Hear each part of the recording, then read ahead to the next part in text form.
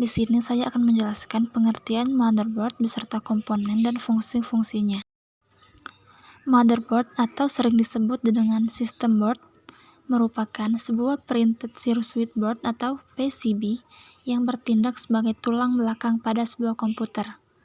Motherboard menyediakan sebuah konektivitas elektrik yang disebut dengan bus, sehingga semua komponen dan perangkat eksternal pada motherboard tersebut dapat saling terhubung. Yang pertama, terdapat port firmware.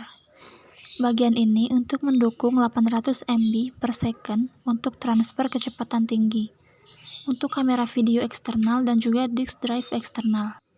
Yang kedua, terdapat PCI X1. Bagian ini untuk menempatkan aksesoris seperti halnya adapter nirkabel, TV tuner, dan lain sebagainya. Yang ketiga, terdapat PCI Express X16. Di bagian ini untuk menempatkan kartu grafik atau VGA card supaya dapat menghasilkan output yang berkualitas. Yang keempat, terdapat port audio. Bagian ini untuk menghubungkan speaker. Yang kelima, terdapat soket prosesor, yaitu tempat terpasangnya prosesor atau Central Processing Unit yang sering disebut otak dari komputer. Yang keenam, terdapat fan headers, yaitu untuk memberikan daya kepada kipas yang terpasang di heatsink prosesor dan sebagai penyedia tegangan untuk kipas prosesor. 7. Terdapat soket RAM atau slot memori. Di bagian ini untuk menempatkan RAM atau untuk memasang RAM. 8. Terdapat soket ATX power, yaitu untuk menghubungkan konektor power dari power supply dengan motherboard.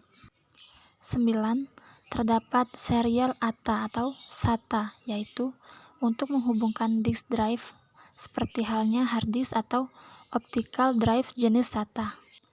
10. Header USB atau slot USB, yaitu untuk menghubungkan front USB dengan motherboard.